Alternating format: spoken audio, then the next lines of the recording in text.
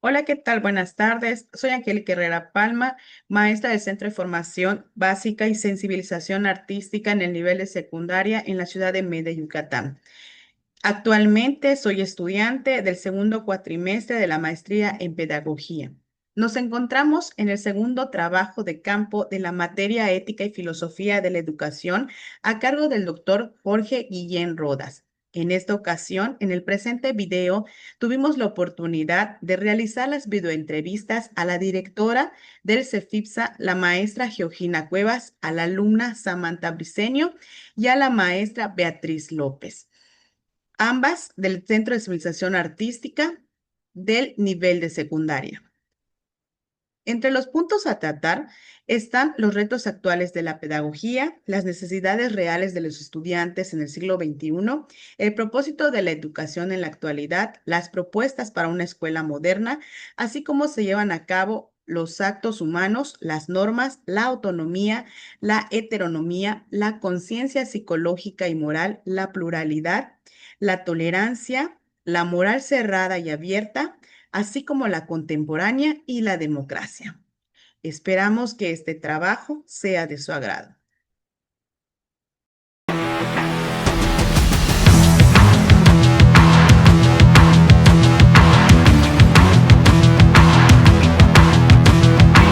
Nos encontramos en la segunda investigación de campo con el tema Retos de la ética y la moral en educación y sociedad actual de la asignatura Filosofía y Ética de la Educación del segundo cuatrimestre. En estos momentos nos acompaña la maestra y directora del Centro de Formación Básica y Sensibilización Artística, Georgina Cuevas Carnas. Maestra Georgina, buen día, gracias por permitir este video entrevista para la realización de esta actividad. Muchas gracias. Introduciéndonos al tema, motivo de esta entrevista, sabemos que la ética y la moral han sido los pilares fundamentales que han guiado el comportamiento humano a lo largo de la historia. Pero en la actualidad enfrentamos desafíos sin precedentes debido a la transformación acelerada de la sociedad.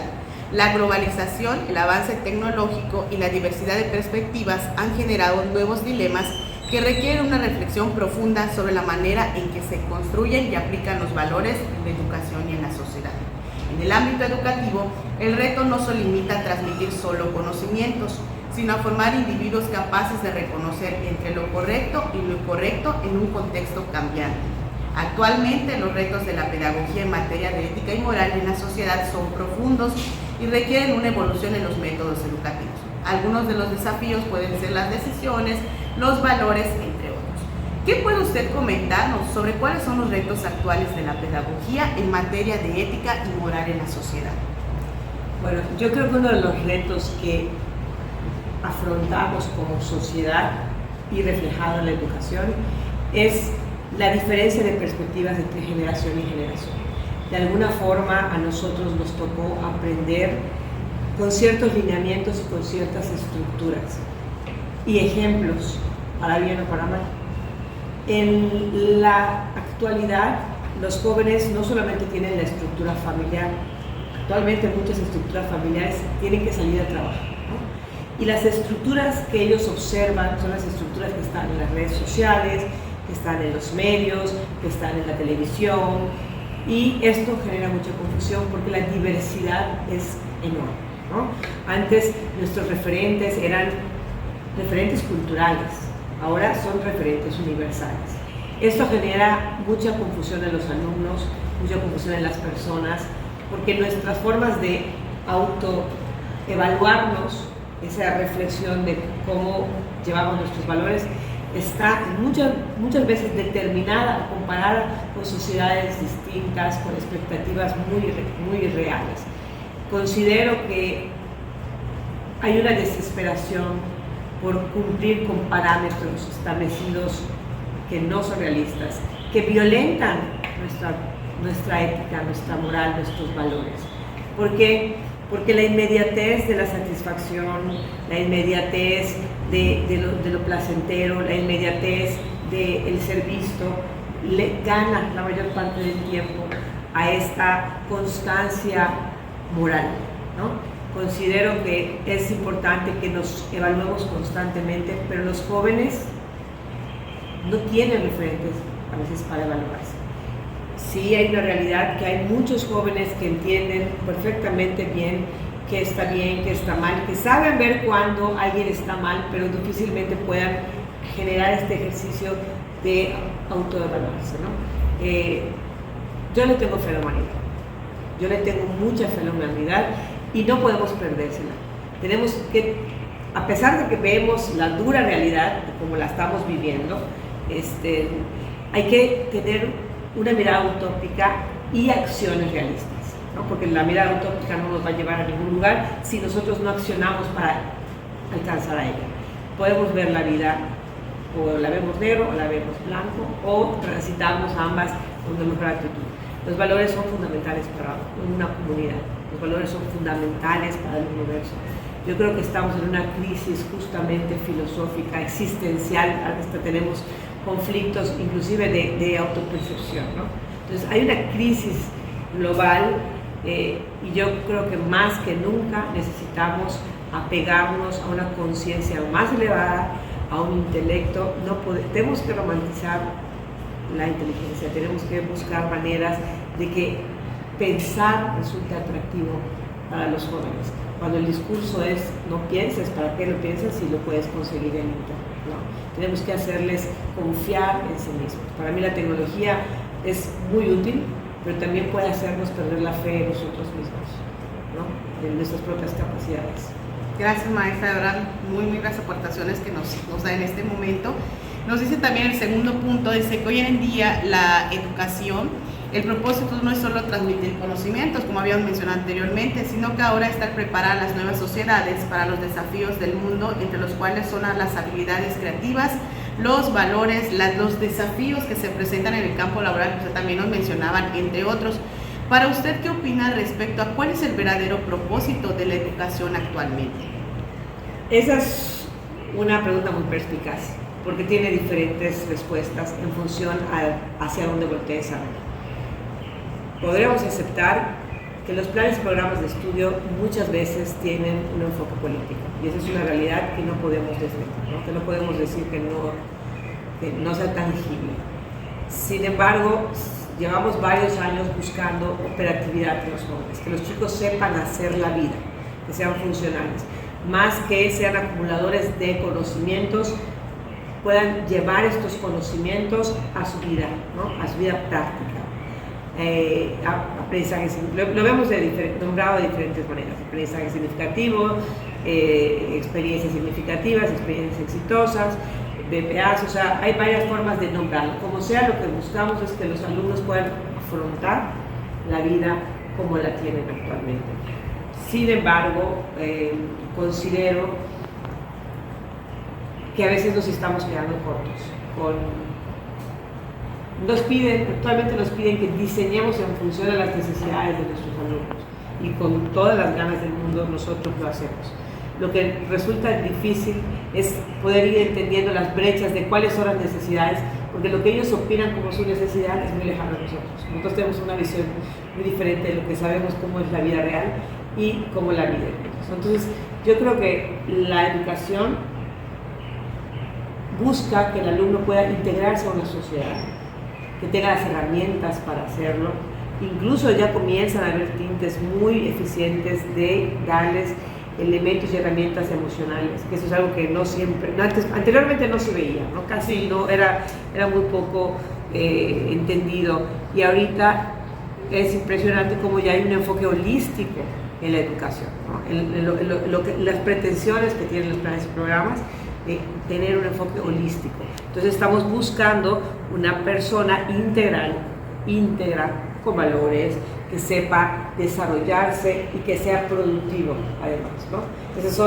Yo creo que son las ambiciones, y no solamente de los planes y programas de estudios, de todo buen maestro, ¿no?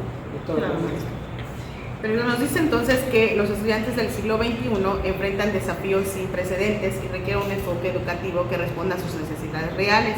Entre los más importantes nosotros hacemos mención del pensamiento crítico, las competencias, ahorita que estamos, como usted menciona, abordado de lo que son las redes sociales y muchas otras. Para usted, ¿cuál cree que sean las verdaderas necesidades reales de los estudiantes de la sociedad en el siglo XXI? Yo creo que la primera necesidad que tienen los alumnos es la conciencia. Están muy desconectados de su planeta, de lo que habitan. Actualmente, si tú les preguntas a los niños qué plantas están en su jardín, pocos te podrían nombrar con qué plantas conviven. A veces no te pueden nombrar ni siquiera las hierbas que hay dentro de una ensalada. Para ellos no es una necesidad saberlo, ¿no? O sea, realmente para ellos no son conscientes de que tienen la necesidad de saberlo. Pero que no sean los deseos que ellos tengan no significa que no necesiten saber dónde están habitando, dónde están. Por eso es difícil asociar cuál es la necesidad que ellos perciben como su necesidad y la decisión de los maestros que entendemos como lo que tenemos que darles para que puedan salir y afrontar el mundo, ¿no? Desde nuestra perspectiva. Entonces ahí tenemos una brecha larga.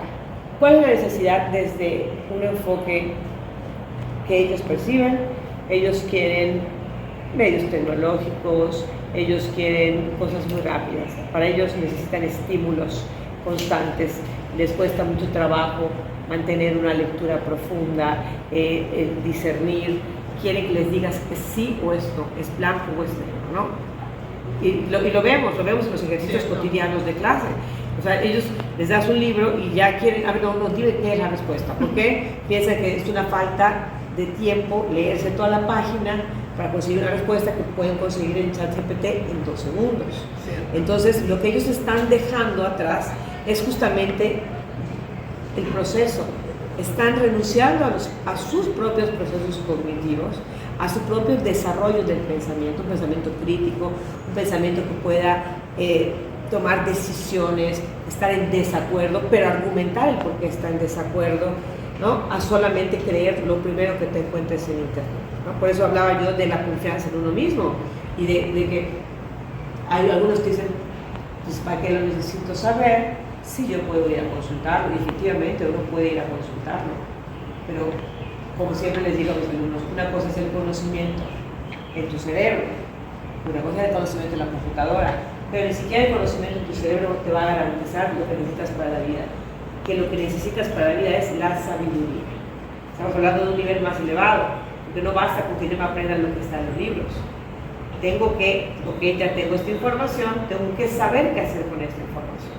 Tengo que saber cómo aplicarla, y no nada más para lo malo o para lo bueno, sino aplicarla para que realmente me genere un beneficio y le genere un beneficio a mi sociedad.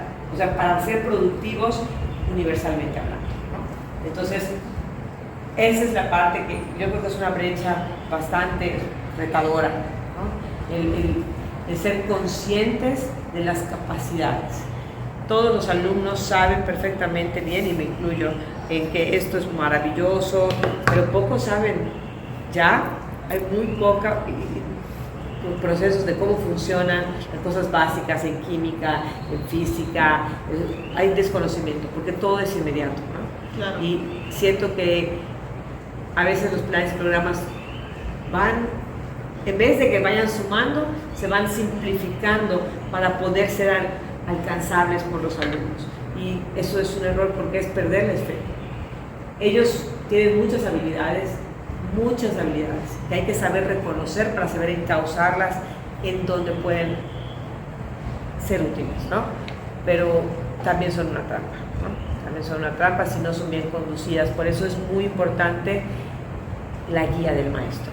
O sea, por eso es muy importante que el maestro actúe como un mediador entre ese universo infinito de información que está en las redes sociales, ser el vínculo, el mediador de todos esos procesos para llegar al alumno, y llegar no en lo superficial, sino en lo profundo, en su inconsciente. Gracias, maestra. Y para terminar esta entrevista, nos dice que igual existen propuestas para una escuela moderna contemplando lo que es la axiología. donde nos mencionan que la principal es la formación de los estudiantes, promoviendo valores durante el proceso educativo. Esta educación está basada en programas que permiten de nueva cuenta desarrollar habilidades, la inclusión y la participación de los actores de la comunidad. ¿Cuál es su punto de vista respecto a qué propuestas existen para que una escuela moderna, contemplando la axiología? Bueno, las escuelas modernas en general tenemos que hablar con honestidad, ¿no? Actualmente en las escuelas de gobierno se maneja un solo plan y programa de estudio y en cada escuela vamos a encontrar diferentes prácticas, ¿no? Hay escuelas y va a depender mucho de la dirección, va a depender mucho de la antigüedad, va a depender mucho, y no de manera peyorativa, ¿no?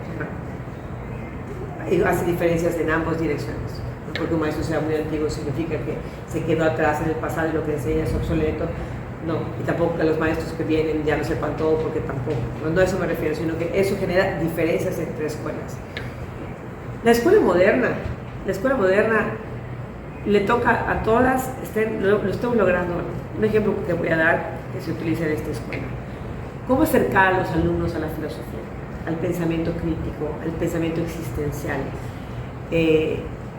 utilizando la inteligencia emocional y los valores que van pegados, ¿no? Para poder aplicar los valores, entender los valores, necesitamos de una inteligencia emocional que nos permita tomar las decisiones a favor. Los valores son la base, son el camino, son las herramientas, son el camino, son los caminos que tenemos que seguir. Ahora hay que enseñarle a dar los pasos hacia ese camino, hacia esas metas, ¿no? Que son infinitas porque nunca llegamos a ello. Entonces, ¿cómo lo hemos hecho aquí en esta escuela? Una forma de incorporar la filosofía, una forma de incorporar esos pensamientos es a través del arte. Los alumnos, ese es el lenguaje que les gusta, ¿no? Entonces, ahorita estamos diseñando una obra que está relacionada con la mitología griega. Y todos sabemos que la mitología griega justamente es filosofía pura. Entonces, tenemos que hacer una adaptación que a los alumnos no les resulte tan lejana. Porque si yo les hablo de mitología griega, para ellos les estoy hablando de cuentos muy antiguos, ¿no? Y al verlo como cuentos muy antiguos puede no ser atractivo para ellos, ¿no?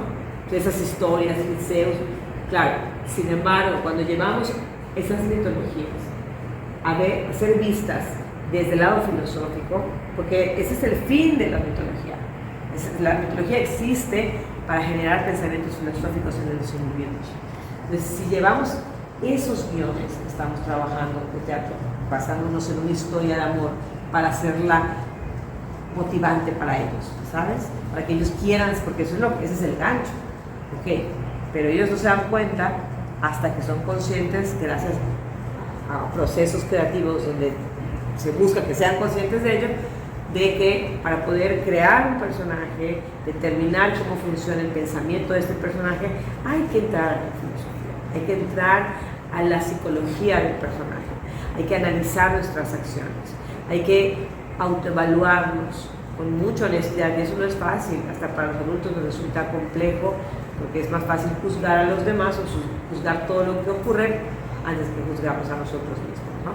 Entonces, yo creo que el arte es una forma de llegar a la filosofía, al menos desde cómo lo estamos manejando nosotros, y también los proyectos, la modalidad de proyectos, sobre todo que tienen que ver con servicios a la comunidad, que nos ayudan a identificar problemáticas reales o que nos buscan acercar a una realidad más tangible de lo que ellos viven y lo que nuestra sociedad vive, nos ayudan a ponerlos al centro de esa problemática y decirles, invitarlos a ser agentes de cambio. O sea, que ellos, motivarlos a que se den cuenta que en ellos puede haber ese cambio que tanto necesita esta sociedad, ¿no? Entonces, hacerlos más activos. Si los logramos poner activos, no solamente en pensamientos, sino también en acciones, estamos llevando la filosofía a un nivel mucho más arriba, que es la filosofía de vida, o sea, la filosofía de la acción. Entonces, yo creo que es un círculo, no hay una meta, ¿no? Es un círculo que va agarrando diferentes caminos. La cosa es no pararse, la cosa es siempre estar en movimiento y siempre estar construyendo. No hay una receta de cocina, no hay un proyecto que se pueda repetir de la misma manera con un grupo, con otro. No hay una escuela que pueda ser exactamente a la otra, aunque tengamos el mismo plan de estudios. cada maestro es un universo que va a proyectar esperanza, motivación, frustración, diferentes. Nosotros provocamos muchas cosas a los alumnos y de eso se trata. Se trata de provocarlos para que levanten la mirada, observen, entiendan qué es correcto, qué es incorrecto, comprendan los valores, sepan reconocerlos en ellos mismos, sepan reconocerlos en los demás. Porque creo que una de las funciones de la escuela es enseñarles a mirar la vida, o sea, enseñarles a mirar la vida, y para poder ver la vida hay que darles herramientas. La primera herramienta es una educación moral, una educación en valor, una educación en cuestionamientos, en donde no solamente hay una verdad, sino hay varias verdades existiendo entre una comunidad. Pues maestra Gina, muchísimas gracias, como siempre, en todo momento, no solo por la entrevista, es un placer de verdad platicar con usted, siempre nos vamos enriquecidos, empapados en cada uno de sus conocimientos, y más que nada esta aportación que usted nos acaba de hacer para la materia de filosofía y ética en la educación. De nueva cuenta, muchas gracias, y nos vamos con la siguiente entrevista.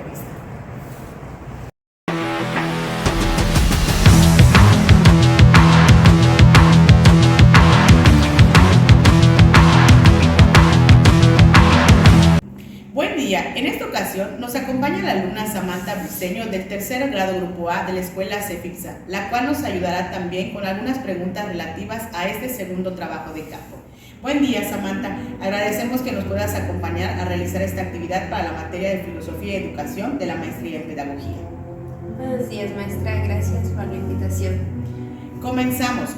Algunas ocasiones, o la mayoría de las veces, has escuchado hablar de los nuevos retos de la ética y la moral en la educación y la sociedad actual.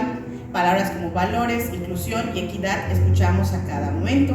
Pero vamos por partes. Hablemos en este momento de los actos humanos y cómo se lleva a cabo en los diferentes niveles y centros educativos. Definiremos primeramente qué son los actos humanos. Sabemos que son acciones realizadas de manera consciente y voluntaria por una persona. Ahora bien, pero cómo estos se llevan a cabo en los niveles y centros educativos, los cuales podemos decir que estos son estrategias para integrar valores en los procesos de enseñanza-aprendizaje. Se menciona que en el proceso de educación primaria y preescolar se enseñan los valores por medio de juegos, actividades y temas relacionados. En cambio, en secundaria se pretende ser de pensamiento crítico y reflexivo. En educación superior existen códigos de ética y conciencia crítica. Y en los centros alternativos están los famosos enfoques innovadores, la autonomía, la empatía y el respeto. Ahora bien, actualmente, ¿cómo consideras que se lleva a cabo en los distintos niveles y centros educativos los actos humanos? Yo pienso que, como menciona usted, cuando son los niveles más básicos, los primeros niveles, se tiene menos noción de lo que son los actos humanos, y conforme va incrementando el grado, se comienza a tener más conciencia de ellos y llevarlos a cabo mejor. Muchísimas gracias. El segundo apartado es el concepto de las normas, que podemos decir que son reglas que regulan el comportamiento de las personas. Esto con el fin de garantizar orden, convivencia y lugar para cumplir los objetivos académicos. En cuanto a los niveles, en educación básica sabemos que existen reglas de disciplina, asistencia y evaluaciones. En la media superior es la acreditación, certificación, movilidad, y en la media superior existen normas jurídicas y administrativas. ¿Cuál es tu punto de vista sobre cómo consideras actualmente que se lleva a cabo en los distintos niveles y centros educativos las normas?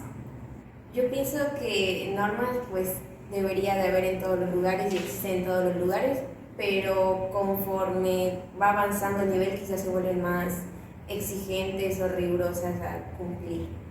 Perfecto. El siguiente apartado es acerca de la autonomía. Referente a esto, sabemos que como personas podemos tomar decisiones, ser independientes, pero ¿cómo se lleva esto a cabo en los distintos niveles y centros educativos? Existen diferentes formas que van adaptándose según las necesidades de cada etapa. Por ejemplo, en lo que es el preescolar y la primaria son de autorregulación. En secundaria se implementa el pensamiento crítico y en el superior el aprendizaje es autodirigido. Y obviamente en los centros alternativos, desde una temprana edad, en lo que es la etapa preescolar, empieza el proceso de la autonomía. Compártenos, ¿cómo consideras que actualmente se lleva la autonomía? Lógicamente en los distintos niveles y centros educativos. Yo pienso que la autonomía, como todo lo demás, conforme vas creciendo va incrementando como ese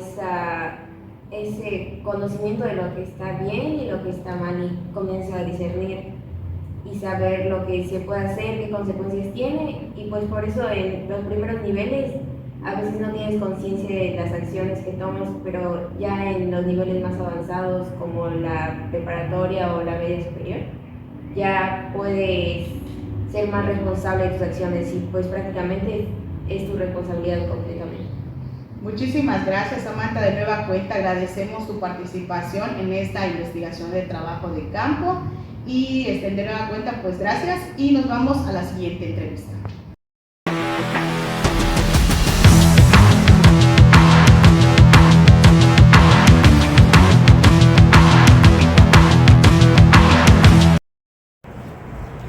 Buenas tardes. En esta ocasión, en el segundo trabajo de campo, nos acompaña de nueva cuenta la madre de familia y maestra Beatriz López. Maestra, buenas tardes. De nueva cuenta, muchas gracias por acompañarnos en este segundo trabajo para la materia de Filosofía y Ética de la Educación. Hemos mencionado en anteriores entrevistas varios puntos referentes a lo que es la ética y la moral en la educación y la sociedad, entre ellos retos, necesidades, propósitos y propuestas.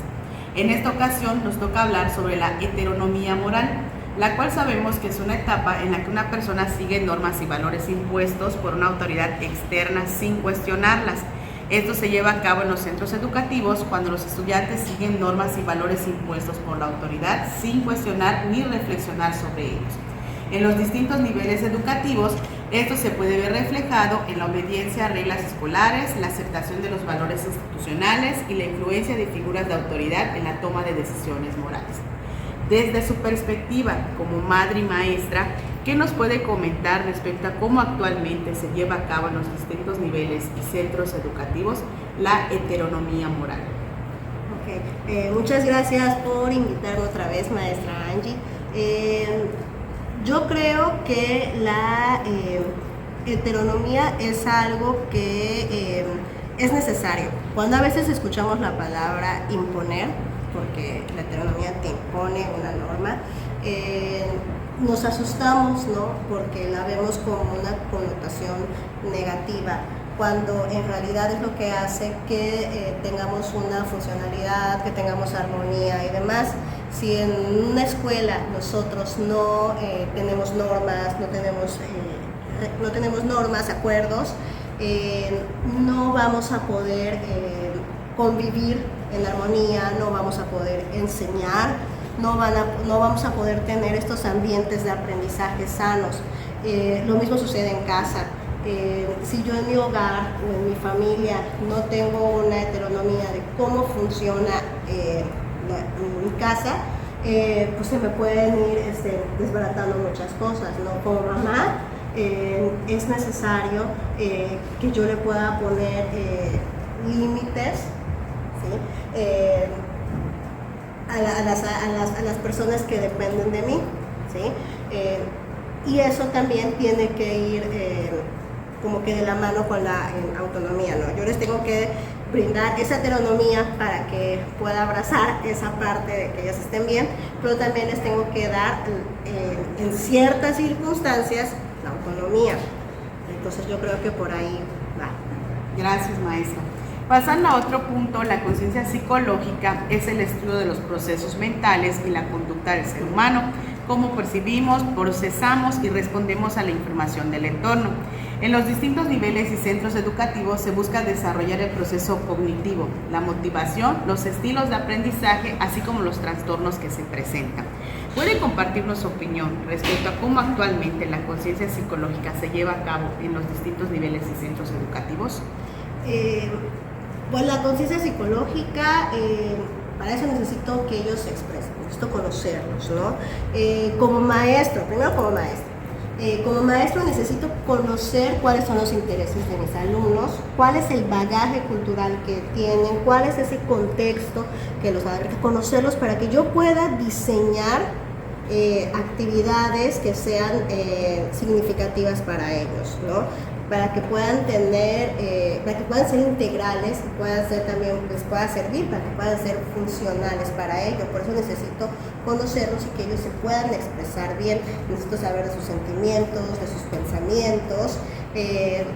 Tengo la fortuna de que trabajamos en la Escuela de Arte, la maestra allí también es parte de esta escuela, entonces sabemos que ellos tienen un apego a ciertas disciplinas, ¿no? Que sea la pintura, la música, y como a mí, por ejemplo, me gusta mucho leer, lo puedo vincular muy fácil con la literatura, entonces mi conciencia siento que se las puedo ir pasando, o sea, mi parte de mi bagaje se las puedo ir incorporando por medio de los movimientos artísticos que se van manejando a las disciplinas y hacia aterrizarlos. Entonces ellos pueden tener una mejor conciencia en cuanto a qué me gusta, cómo lo expreso, cuándo lo expreso y de qué forma lo voy manifestando. Gracias, maestra.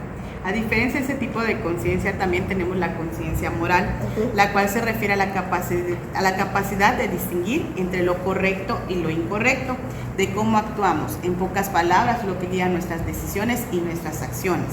Referente a los niveles y centros educativos, podemos mencionar que se busca formar individuos responsables con valores mediante los programas que están basados en la integración curricular. Para usted, ¿cómo considera que se lleva actualmente la conciencia moral en los centros educativos?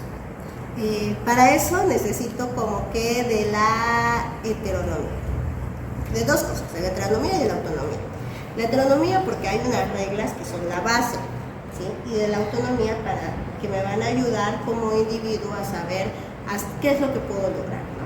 Entonces eso lo voy a ir hilando con los juicios. Yo sé lo que está bien, yo sé lo que está mal, ¿no? Pero lo que yo considero que está bien no significa que, un ejemplo, que usted maestra, para mí lo correcto sea para usted lo correcto. Entonces yo creo que número uno, tenemos que saber escuchar. Número dos, siempre regresar a esa parte de la autonomía. ¿Qué es lo que está bien? Según esas normas, porque si no, no hay armonía. ¿Hasta dónde puedo llegar con esos limitantes? Porque siempre tengo que tolerar, respetar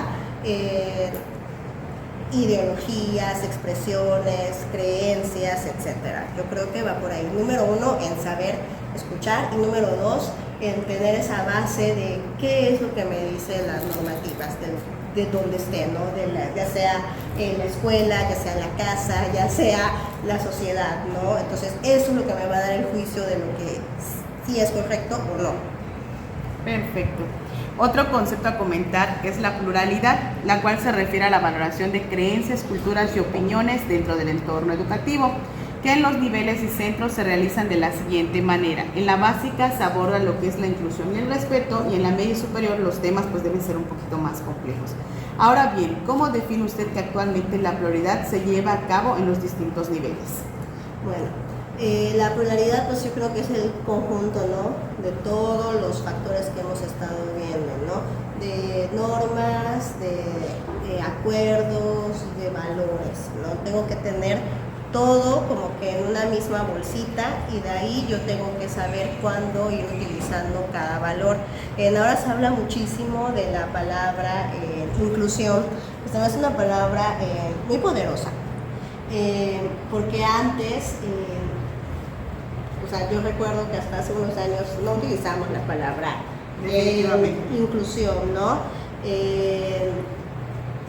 Inclusión, ya podemos ponerla de forma de género, la podemos poner como en otras personas que son diferentes a nosotros, ya sea pues por alguna situación neurodivergente, por una situación de otro contexto, por una situación de algo físico, pues nosotros como que solíamos hacer lo contrario, ¿no? Excluir, ¿no? De que los teníamos todos en la misma, o sea, como que en la misma habitación, pero no éramos incluyentes, no lo hacíamos, ¿no? ahora ya es algo visible, ¿no? Y yo creo que eso también tiene que ver mucho con muchas investigaciones,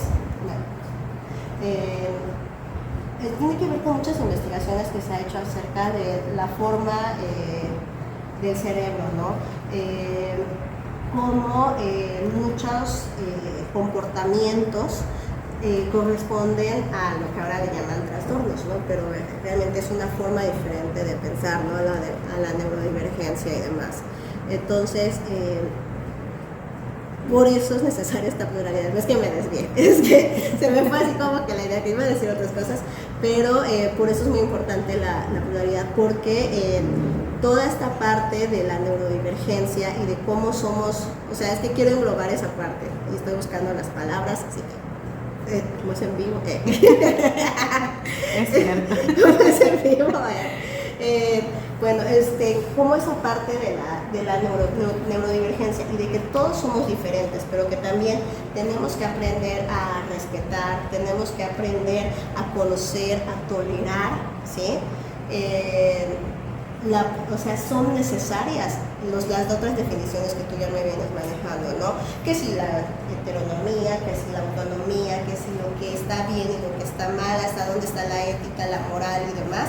Por eso las tengo que poner en esa misma bolsa para que yo como maestra, como madre e incluso como humano funcional para esta sociedad, yo la pueda ir sacando cada vez que la necesite. Pero es importante conocerla, entonces creo que de ahí va. Muchas gracias, maestra. Hablemos ahora de lo que es la tolerancia en la sociedad democrática. Vamos a los mismos, poco a poquito nos vamos a los puntos, donde dice que es un punto fundamental para promover la convivencia pacífica y respetuosa entre individuos con diferentes perspectivas, creencias y valores. Esto es considerado que se lleva a cabo en los distintos niveles a través de los programas y estrategias que ayudan a proponer lo que usted y a promover sobre todo lo que nos mencionaba, la inclusión y el respeto entre los estudiantes. ¿Cuál sería su punto de vista respecto a lo que se lleva a cabo en los distintos niveles sobre la tolerancia en la sociedad democrática? Tolerancia va de la mano, para mí tolerancia va de la mano del respeto. Y en un colegio, en un centro educativo o incluso en la sociedad, tú tienes que ser ejemplo, ¿sí? Cómo vayas en tu profesión, en tu forma humana o en lo que hagas, siempre tienes que ser ejemplo de cómo te gustaría ver el mundo, ¿sí? Número uno, creo que no todos tenemos las mismas creencias ni las mismas ideas y venimos de un mismo contexto como para no conocerlo, y eso es lo que hace interesante y muy rica nuestra profesión, que tenemos esa posibilidad de conocer nuevas experiencias, y eso tiene que ver muchísimo con el respeto y también con la tolerancia. Es que a veces cuando decimos que somos tolerantes es como que te aguantas, ¿no? Pero no precisamente debería de ser así. Volvemos a lo mismo, tú eres el significado que le das a las palabras, ¿no? Y yo creo que la tolerancia va más allá de que, ok, te escucho. Tolerancia yo creo que lo pondría como que a una par de escuchar, ¿no? Y también a la parte de poner límites también, ¿no? O sea, te estoy escuchando para poder entender y poder conocer qué es lo que me quieres decir, de qué forma estás viendo el mundo. Perfecto, maestra.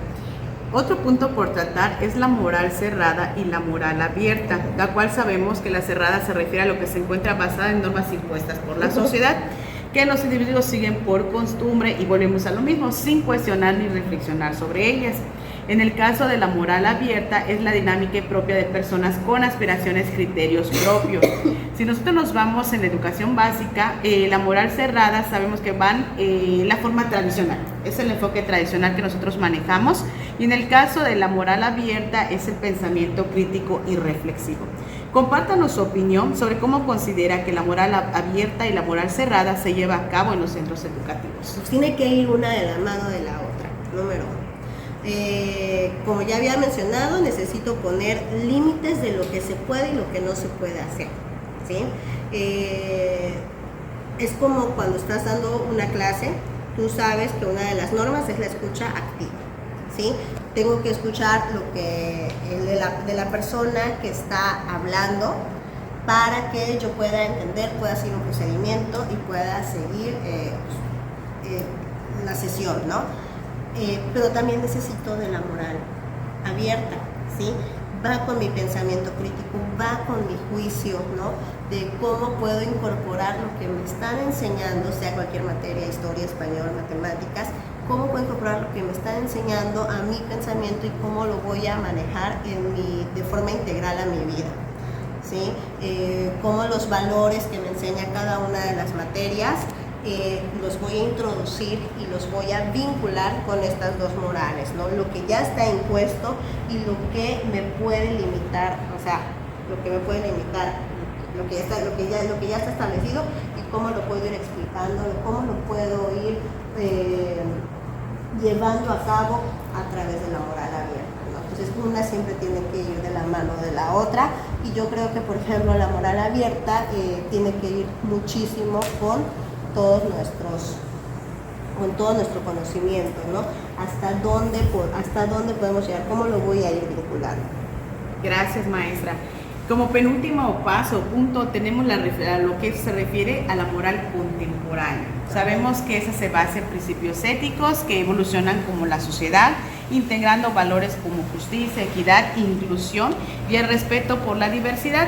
En los distintos niveles y centros se lleva a cabo de diferentes maneras. Si hablamos de la básica, se inculcan lo que son los valores fundamentales a través de actividades.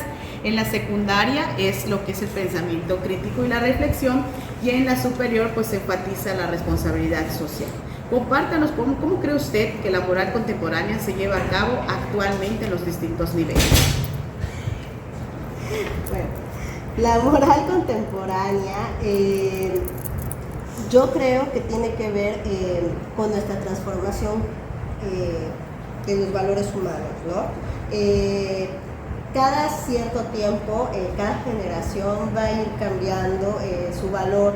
Tiene que ver muchísimo con nuestra forma de vida, con toda la tecnología que también va llegando, ¿no? Porque también tenemos que poner nuevas limitantes a esa tecnología, a estas nuevas formas de vida, a los nuevos conceptos que antes no es que no existían, solo que no se decían o no se nombraban. Tenemos como que ya demasiada información al alcance y eso implica que los valores que estamos, que conocemos, se tienen que también ir transformando, ¿no? Ok, tengo que respetar, pero también nuevos límites, ¿no?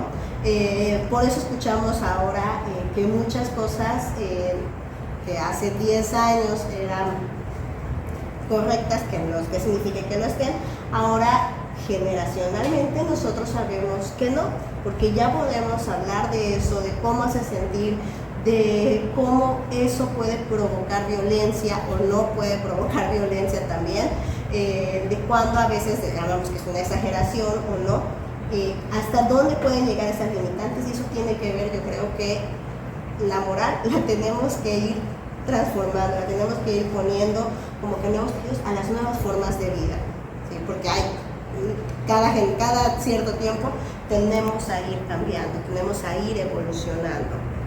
Exactamente, cada generación es diferente, ¿verdad? Cada generación es diferente, incluso nuestra lengua, ¿no? Como las palabras que antes nosotros le dábamos una connotación fuerte o una connotación grosera, por decirlo así, ahora ya no lo es, o las palabras que antes no, o sea, le hablábamos, ¿cómo se llama?, de forma grosera, ahora ya no lo es, o al revés, no sé, cómo todo va cambiando desde nuestra lengua hasta nuestros hábitos, a nuestra forma.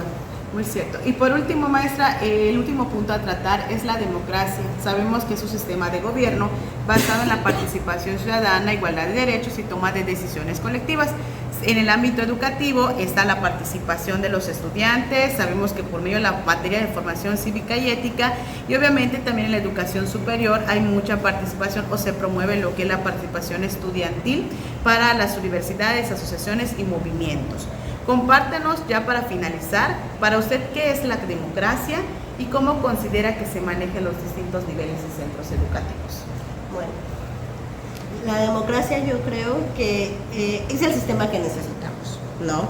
Si bien no a veces como sociedad lo llevamos a cabo como nos gustaría, porque pues como decimos, parte de la pluralidad es que todos somos diferentes y que hay demasiados conceptos que tenemos que irnos enfocando a cada rato.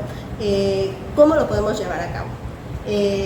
Número uno, creo que por eso existen estas instituciones que, por ejemplo, para nosotros es el Consejo Técnico, en el que vamos llevando acuerdos. Nosotros también como maestros lo hacemos con los estudiantes, ¿no?